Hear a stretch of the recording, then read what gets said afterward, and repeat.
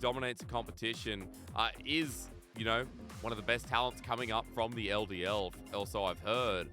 And with a double AD ban with Kalista gone on the side, Zeri too, feels like now for JDG, Dagda, they get the one strong pick, and then we have to start talking about things like Jinx, maybe Xayah, what else is left, Samira, like we're going down the list. Yeah, but that's why I thought they'd take the Renata, because you can always pair it really well with the Aphelios when given the opportunity. But if BLG take that, you just take the Jinx. And then you're like, okay, cool. Now we've got the winning bot lane matchup. We've got the Renata for ourselves. But now I feel like BLG just end up taking that here with the Renata. Then you take the Jinx for yourself. Or even if you wanted to try and take a good jungle matchup for yourself here for Khan, you can do so as well. But yeah, I'm surprised to see JDG prioritizing the Aphelios over the Renata, as I feel like the Renata is just so strong at the moment. Chris was one of the first people to play in the league as well. Chris was coming out with it on Spring last split when it was released. So, yeah, it's one of his best champions at the moment in his 14-wide champion pool. 80% on it too. So as Chris gets that, Dagda, we already talked about it. Rye's going to have himself the Jinx. So bot 2v2 locked in. And now that JDG have sacrificed getting the Renata, what's a good response here for you? And talk me through jungle pool a little bit too. I mean, it's a good question. What is the response? I mean, maybe just go with the Nautilus here in this bottom side, but just for the point-to-click CC to focus down Rise might help out. But you always have to be so careful, because if you try and go for an Enchanter, I mean, your Aphelios can just one-shot the Enchanter support if he gets hit by the hostile takeover. So JDG are going to back into the Nautilus. They'll then go for Yagao still with the Taliyah.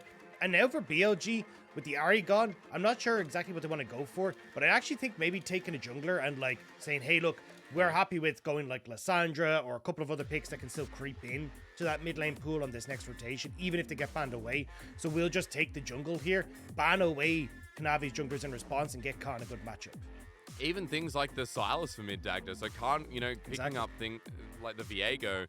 We have so many mid lane champions available. Otherwise, Icon's most played is the Sylas, as I mentioned before. Azir's still there, Dagda. LeBlanc is there if he wants to choose it. I love that you brought up the Lissandra with this BLG comp as well. Feels like JDG are gonna have to dot a lot of I's, a lot of A's, B's, C's, and what other letters in other languages have those, you know, dots over it that I don't understand.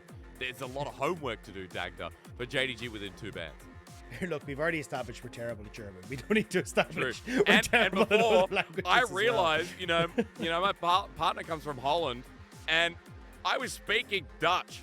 I wasn't even close to German, so I apologize to the German community for not even getting not good right in their language. Never again. We'll try again. If we have to do Mandarin on broadcast, Dagda, a little bit more confident. But outside of that, dude, I'm going down. Do it.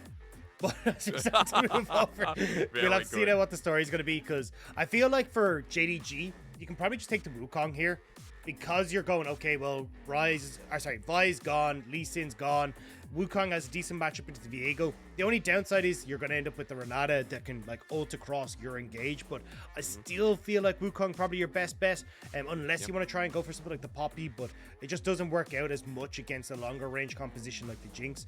BLG, more than likely going to take the mid lane. Lissandra, we already talked about, could be a good option, especially if Bin doesn't want to play engage. Well, maybe you go for that, but we'll actually swap over towards the Gwen. So I feel like you're eyeing up a Lissandra pick here regardless for BLG. And JDG can kind of respond as to how they want to try and take these matchups. Maybe going back to game number 1 where the Sejuani was picked up. It was a different matchup, but still 369 did pretty well. You hit the nail when you talked about jungle pool here, Dagda, and the Wukong, which was so once heavily prioritized as a first pick or ban, now makes its way through to give over to Kanavi. And Dagda, we're now going to have a lot of engage, a lot of setup for JDG to get their all in. I mean, really good for JDG. I think I was wondering if we get Kenny or Sejuani there coming through for 369, but Sejuani going to work out just as well. So you got great team fighting set up here for JDG, a ton of CC, and they want to try and play these front-to-back fights, kind of smoothing over a lot of the issues we saw with their composition in the last game. BLG, though, I mean, this is going to be a heavy hitter regardless. You've got Gwen, good scale into the late game, Jinx, great scale into the late game, good disengage coming through with the Renata ult as well for what JDG are trying to throw at you. And especially when you see how many engage tools are on JDG's side, Icon gets to have a field day with these ultimates. So for BLG, looking really good if they can get to the late game. They just got to make sure that they're not falling in the mid game to JDG. I think for JDG, you know, that mid game was what we saw the power come through in the last game, but it was the early laning phase that hurt them the most. This series so far, Dagda, has been defined by the first 15 minutes of the game. JDG's lanes in game number 1 set up for success. Around the Herald, the big punch play that made the game unwinnable for BLG pretty much. Game 2, lanes were too hard to deal with. Ryze was in a great position on the Sivir. And even though it's not the Sivir, this time he's got the Jinx. So it feels like we do have BLG setting up from the same success that they picked up in the last game. But we know that JDG are a different beast in a Game 3. JDG are still 10-1 because in the Game 3, despite going the full distance of the series, they still managed to close it out, and most of the time, pretty convincingly as well. As we go into our Game 3, JDG once again showing us that this team loves to play League of Legends on stage, and BLG are going to be facilitating them here today as we get back onto the Rift. Dagda, you already talked about what Icon can steal. On that note, I was just thinking, boy oh boy, is it going to be fun to see Depth Charge used on Yagao or Hope, because the AP scaling will destroy them in one hit or two. Yeah, and that's why we're kind of seeing Sylas creep back into the meta so much. There's so many good ultimates for him to steal in the current style of champions that we're seeing. He's very hard to push out of lane as well, just because he's got the durability buff. His healing isn't getting reduced as much by grievous wounds. So overall, Sylas just a really strong pick right now that can't really be bullied out of lane. Because, I mean, Ahri doesn't really push him out. Taliyah is not really going to be able to push him out as well. So you get that opportunity to play towards that mid game where you just are so incredibly strong. And I think the problem, though, for BLG is that you don't really have anyone that's going to hit that mid game stride in quite the same way that Icon is. Like, Gwen massively nerfed in the early to mid game, like base health down, or healing's down, like a lot of her damage is down as well. Like, she does have better late game scaling, but definitely needs time to try and get to that point.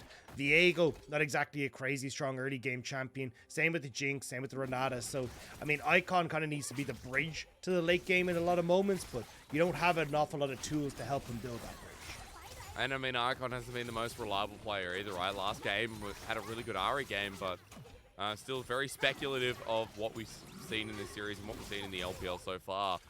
But we start with our bottom lane. The trading, again, continues to be a lot of fun as Ryze and Crisp get their first shove out of the lane. And we're looking for that level 2 once again. Remember that Ryze and Crisp had a great time within the laning phase last game, Dagda, and I don't even feel like it was purely from jungle attention. We've just seen that 2v2 has swung in different ways in Game 1 and Game 2 respectively. And if this matchup continues in a nutshell, Ryze and Crisp should be able to get that advantage, right? Okay. Like, you've got you've got double ranged, you outrange Hope as well. Like, you could easily get pushed and start to look for turret plates.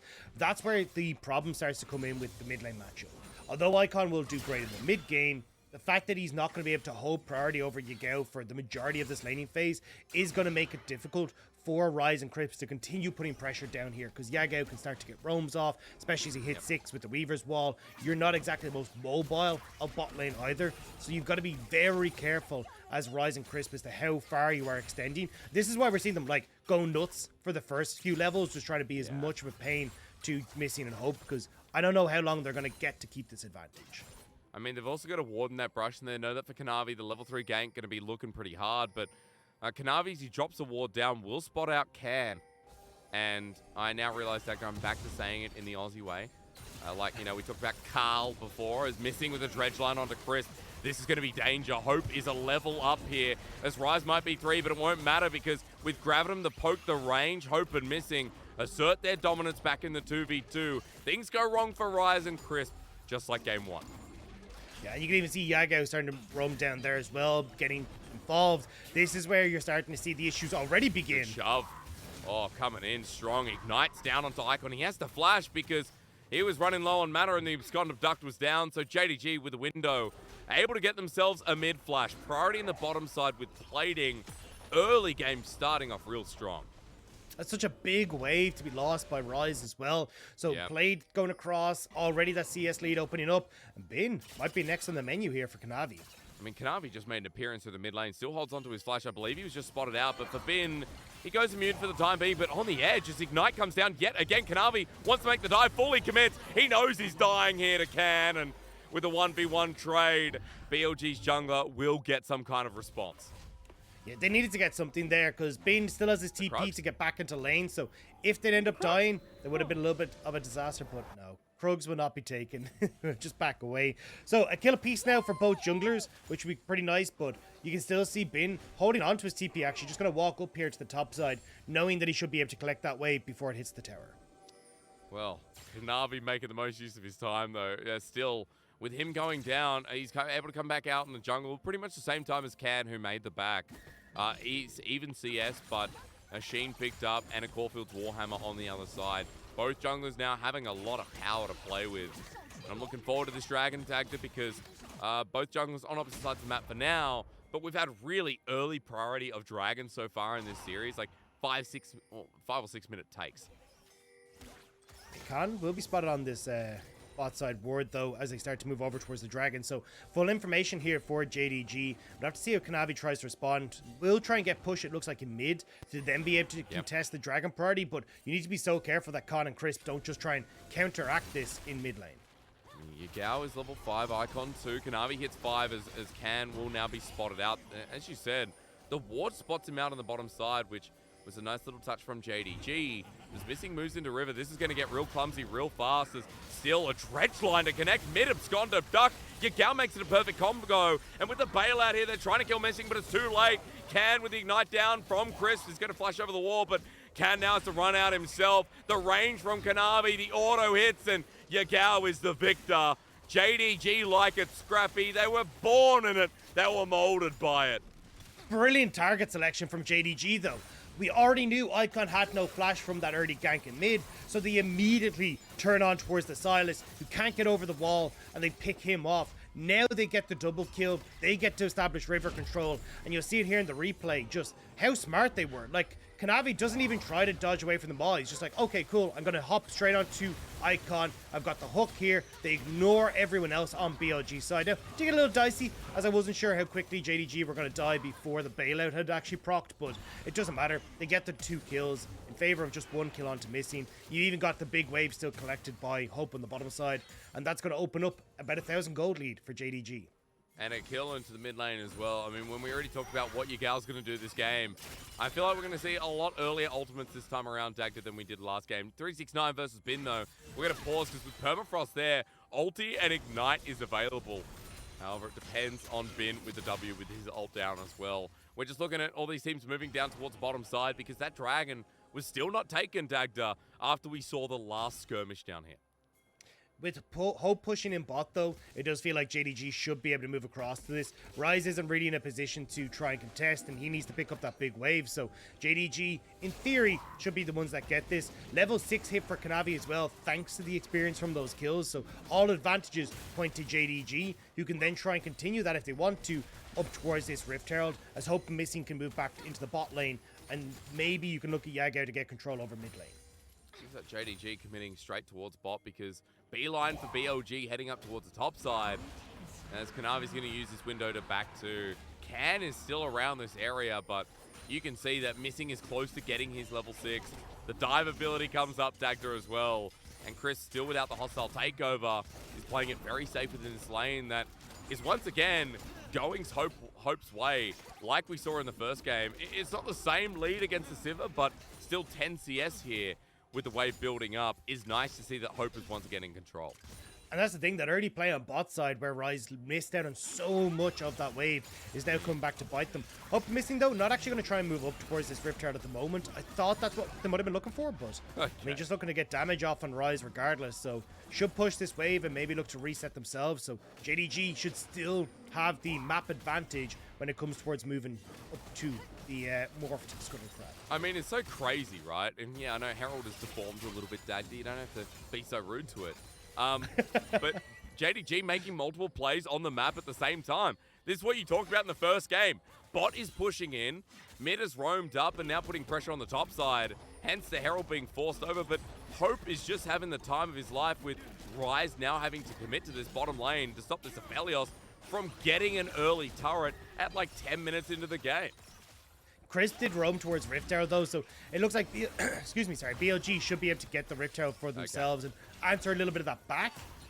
But JDG is here. Yeah, again, on multiple sides of the map. They're going to make the play, finding Chris with the ulti. That's great. The handshake keeps Kanavi away as he flashes, though, and the Weaver's Wall going to build that space. A seismic shove of great proportions, and Crisp is nowhere near a bailout on this one. It's too high of a price as missing with a depth charge keeps Khan in place for long enough. The Heartbreaker, the flash away, and Kanavi looking for a spin. Yagao just needs to get him, and the bluff was called. JDG with 5 kills in the early game is once again a 1v1 in the bot side. He'll use to build the space. The Shurikens start flipping out. Rise will flash over the wall, but Hope wants to match it to chase him down. The movement speed just ain't there. But hey, when you have Hope, you use it. Tried to predict where Rise was going to move, but unfortunately it just means that Hope ends up burning all of his summoner spells in that play. But we'll catch it here in the replay. BLG get rift, 369 locks up Crisp and burns the flash, and this is where it all starts to go a bit pear-shaped for BLG because Yagao has the Weaver's Wall to get into position. He doesn't overcommit to the top side, which is just a really good call from JDG, understanding that Khan had gone that bit too far for the bot side, so they end up picking up 2 off the back of this. I just love this play, like, yeah. Cannon's trying to hang in the edge of vision. Yagao, again, calls the bluff. 3-0 on this Taliyah. Dagda, it happened again. 2k gold lead for JDG. Both sides of the map were a success, right? I mean, even though Hope burns a flash in response to Rise, still, the power of this Aphelios is there. Top side works out for them too. JDG don't currently have a losing part of the map, apart from that top side CS discrepancy, which is what you'd expect when you run this Sejuani top into most matchups. And that's the thing, you've now got a 3-kill Yagao as well. So not only the fact are you in the lead here as JDG, you get to continue to utilize Yagao's push in mid to start making more and more plays. As we can see, Khan at least trying to see if he can establish some sort of vision control in his own jungle, try and keep his team safe, but this is going to be so tough, especially when you look at like the opportunity to make a play in just over a minute's time. Dragon is then going to be up as well, and you need to try and utilize this Rift Herald as Khan to try and dissuade some of that, but where do you try and use it? Like, you don't get priority mid, you've lost control of bot side. 369 is totally happy in this top end as well. Like, oh my god, we're going. Yeah, depth charge. Cleanse is available, but it's only going to stop the auto passive here as Hope gets an easy ranged kill.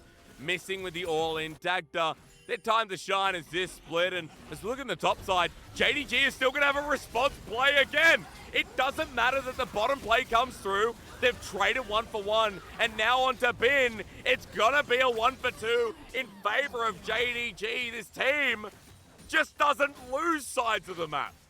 And that's the roam we were talking about. Yagao was in a fantastic spot to push mid and start to get his skateboard underneath them. Icon still trying to push mid, doesn't have that control. So both sides of the map again coming out clutch for JDG. Oh god, the gold lead hurts even more. 5,000, 12 minutes into the game, and a dragon that's already taken away BLG's one element. You know, Dagda to forcing JDG in a position where they don't want to be. I mean, having said that though, that's such a loose statement because everywhere is where JDG wants to be. As we get the cool cam, watching Rise get absolutely slaughtered with cool flips and stuff. Yeah, I think that's my favorite combo on the Aphelios, where you Q, you then immediately ult, and because of the traveled speed on your ult, you're able to get your empowered auto attack from the Q off, then the ult hits, which gives you another empowered auto attack. And when you've got your chakrams there as well, you're just ramping up the chakrams in the middle of it as well. And it's so much single target damage that can come out so fast. And you see Rise, unfortunately, ends up being on the business end of that combo.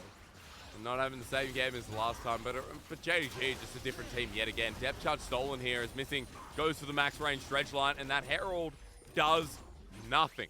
BLG at this point aren't doing anything either, and as Hope sits comfortably here around the mid lane, I mean, Can just has to hover in case anything builds off of it, while Kanavi solos out the dragon. That'll make 2 here for JDG that continues slaughtering the early game, while Dagda, I still don't believe in a cross-map play for BLG. I mean, where do you cross map? Every time it feels like JDG is just there. Like, Hope and Missing win the bot side play, and then they're like, oh, well, we don't even win the top side because Kanavi's on top side. Like, you're just winning with the same numbers advantage, so, our same numbers, so BLG can't really do very much. as they siege towards the mid lane turret. The handshake's good here. Missing goes for the dredge line. It's cancelled. Hostile takeover is just away from everyone as the 3-man Moonlight Vigil, if I could get it out, comes through. Depth charge onto Can means he's out over the wall, but JDG may have done what they needed to open up the mid lane, while 369 is going to ult the... It's a swing and a miss because Gwen exists. Nice and immune. Rise wishes he was Gwen right now. Depth charge stolen to defend this play. Icon with a threat, but as Kanavi dives in with the Cyclone underneath the turret, this game looking bonkers bad for BLG to round out the series. Rise is really struggling with Taliyah seismic shoves in the last few series. The last time against RNG, Xiaohu finds him on the Jinx. This time, Yagao finds him on the Jinx. Yep. And now, BLG losing out entirely in the map bin. Stuck underneath the turret, but does have the help of Calm. But Missing is on the way. I don't think he wins the 1v2, though. He wants a dredge line this just in case, yeah. Yeah, but Missing would go for it. Honestly, I was complimenting him before, Dagda. I feel like Missing and Hope have had, you know, some of the best performances out of anyone in JDG. That's so weird to say, considering that, yeah, this team is built around Kanavi. You know, Yagao having a great split too. But Hope and Missing felt like a liability last split, especially towards, you know, the regular season. And now all of a sudden, Missing is back to 2019 WE form when he was playing with Mystic. And he just looks so good. Like, the fact that you're able to get the play started, the lane's going well, and now we need him to get a depth charge here. Well, Dagda is not going to find it. Yeah, not going to find it in the end. You know what? Oh. Look, I got hyped. I see Missing in a fight. I'm like, this guy's going to get it. But no, I didn't want to. No flash, no depth charge. No nothing. No nothing. What do you need at this point, right? 6,000 gold in the lead. The game is going swimmingly for you. And BLG's a group up towards the 3-man top side. I mean, your gal's not overstepping. That ward there hasn't been swept. So JDG are like, you know that Pepe laugh. You're thinking, you're walking into a trap. It looked like it was going to work there for a second. Missing nearly getting the anchor, but not quite able to connect. But again, like, BLG cool. Like, they spot out JDG, but JDG still having control of the map. 369's pushing in boss. You've got pushing mid coming through here for Hope. They establish vision control on top side where Rift Herald is in the hands of BLG, but I just don't know where they're going to get to use it. Chris got him. Will Chris die in the process? Might not, as Ben is going to get a nice needlework and finish off Yagao. Patience is a virtue for BLG, and they need all the virtues they can get right now. I mean, JDG at least should be able to trade this in the mid tower. I mean, Rise not going to be able to solo carry this. Icon is trying to contend with 369 on the bot side, and I mean, at least here for JDG, you're still trading relatively effectively, despite the fact that there is the Rift Herald on top side. I think you should be able to stop this Rift Herald from getting the tier 2, yeah. I mean, it will get the charge, but that should be alright. Yeah, at least not giving any gold back to BLG, giving them a chance, because they've still got objective bounties. Objective bounties are still available as well, not reset after getting this first one, but Dagda 12-13, isn't it? So it's now like a minute before objective bounties are removed, which I feel like is one of the nicest touch-ups of all in this latest patch. Again, so much has happened between 12-10, 12-11, 12-12, and 12-13. They're not blending into one. It's just I'm trying to remember which patch changes what, because it's just so crazy. As Ben might regret going in on this one, but then presses W and immediately it doesn't matter. Let's bully Yagao. Protocol number 2 as he flashes away, and TP is going to be burned by 369. They want to chase up Icon and Chris, but they seem to be out of there unless 369 can close the gap.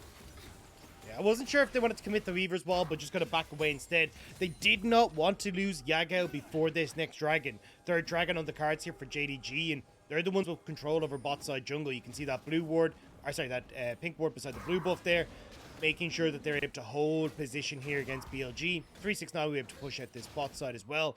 And Yagao just rotates up. He's level 11, longer range on that Weaver's Wall, so he can always show up at a minute's notice to the dragon if ever needs be. Well, at least defending from Ben for the time being. Being able to get the turret though, so BLG are slowly slipping in some gold into this game that didn't seem realistic for them. And even though they're facing up against the third dragon, I mean, this siege is going to continue. Can and Ben over the wall as TP comes in with the ward placed down. A 3v1 onto Yagao in his own base as Needlework starts it off. As he goes golden, no one is here to help him out. It's like a horror movie. Why did they unlock the door for the killer? Well, BLG now in front of this turret, still looking at objective bounty, but they are too deep for their own good, with Can getting knocked up and one hit away, and Hope running into Bin. Even without ulti, a bit of a threat as he gale forces away, and Bin goes back over the wall. He'll die, but hey, for BLG making the aggressive play when you're this far behind, they've got to get some respect. I mean, it was a nice attempt. They nearly got that inhibitor tower, which would have been fantastic for Bin. Like, opening up that threat on the top side would have been brilliant. But unfortunately, just not going to be the case. As Icon might be looking for Hope, but might get himself caught now. Oh, great timing, though. He's just going to get out with the blast cone. JDG in front of the Baron now in 10 seconds. We'll see if anything happens off the back of this play, because BLG went full committal on this top side. Yeah, I mean, it's a really nice attempt. Like, look at where JDG are positioned. They're all on Dragon. They know they're not going to be able to threaten that bot side turret. They don't really have waves to threaten mid, so they get to just try and make this quick pick on towards the turrets and on towards Yagao, but not quite able to finish it and get it across the line. Still, though, that top tower incredibly low. So if BLG are able to find another moment's notice, maybe they can crack it open, but with 3.5 minutes until the next bar, our Dragon, you're not really going to see JDG focusing on this bottom side. They're going to be more skewed towards the top end, establishing vision control in BLG's jungle, looking to try and get top tower, maybe get pressure onto mid lane as well, so they can continue playing around this Baron half of the map. Choking out that vision that we know JDG so well for. I mean, right now, BLG have some pretty good defensive wards set up towards Baron, towards their own red side. They've done their due diligence, and BLG holding on in this game might be a sign of things to come, because we have 3 minutes 15 until that dragon, and as you said, JDG have the ability to line it up, but as they start sieging in towards the bottom side, you can see that Icon wanted to make that play on the top side, but they go for the dive, and already Bin is chunked out to half HP. Can runs in as well, and just as I'm complimenting BLG, all of a sudden again, Dagda, the plan just falls apart. Icon going to keep pushing in this top side, so at least the moment BLG looking to try and keep trading, JDG will just be faster, and Yagao has already reset, so JDG not going to allow BLG to try and respond in kind. Well, JDG moved towards Bin as he's pretty deep in the mid lane for the time being. Pings are getting spammed down. 369 wants to take him, but he has no ultimate available, and Bin's just out towards Crisp and Rise joining in. JDG spot them out over the wall, but still that Glacial Prison's not available, as Hope wants to run on in, and Crisp here has to burn the flash. Weaver's wall burn as well as Dredgeline comes in. Great hostile takeover, but there's no follow-up damage from BLG. And so JDG once again get a freebie Dagda, and maybe they won't have to wait for the Dragon to threaten this one again. Yeah, JDG, though, going to try and contest BLG as they were looking to see if they could trade Baron for the mid tower, but now they're going to just catch BLG.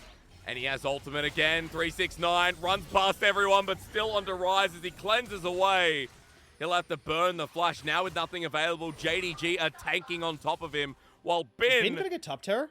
He's going to make himself a way to that top side. Very well spotted, Dagda, because Bin right now still has objective bounty. So, you know, can Icon rise? The real question is, can Bin Crisp? I don't know, I tried Dagda. At the very least, he gets the top side turret.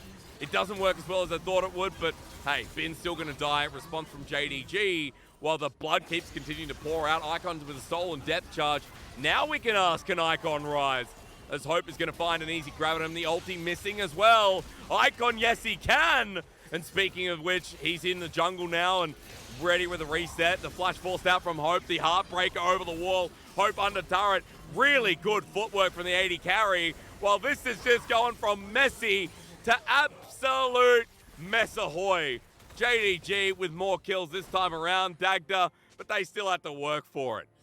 Looks like JDG, though, aren't going to work any harder at getting this Baron. With no real contestant available for BLG, they should be able to get the big purple worm, reset, and still be there to contest Dragon as well. Might be a little bit late off the mark, though, so maybe BLG can burst down this Dragon before they get there, but JDG will end up blocking the rocket. No steal come through for Rise.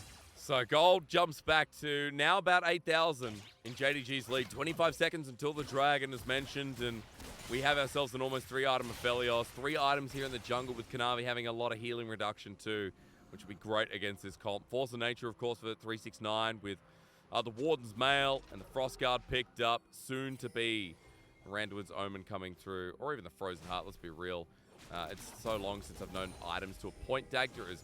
For JDG, I mean, this one is already set up, and they've got their ults back up and available again.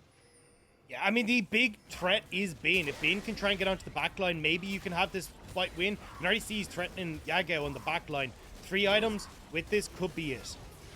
Okay, Weaver's walled a zone out, and just like that, it's gone. And just like that, Bin's not in the fight. And just like that, the Glacial Prison turns into a Doom as Missing gets in the backline. Crisp is dead. Rise soon to be. I don't know what it is with JDG, but always in game number 3, they find a way as Missing's close to securing the final pick. Kanavi can probably do it by himself as Hope tries to get the kill still, but it's Kanavi with the most damage yet again, and it's JDG with a swift 25-minute game that is going to break the base.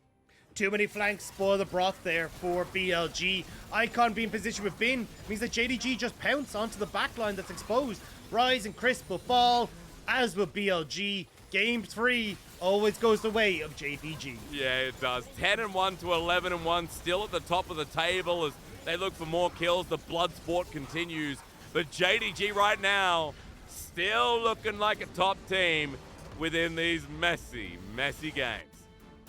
Will take them to 11-1 now, so top spot secured once more for JDG, but it will feel like it'll only be momentary because, again, they keep going to these 3 games. So their game difference is, despite being 11-1, isn't exactly the most amazing of game differences. So, yeah, hot stuff for JDG once more, kind of showing how dominant they can be in these games. It's a ploy, right? JDG go to game 3 because they get more stage time, more experience, Dagda, more good reads of teams in the league.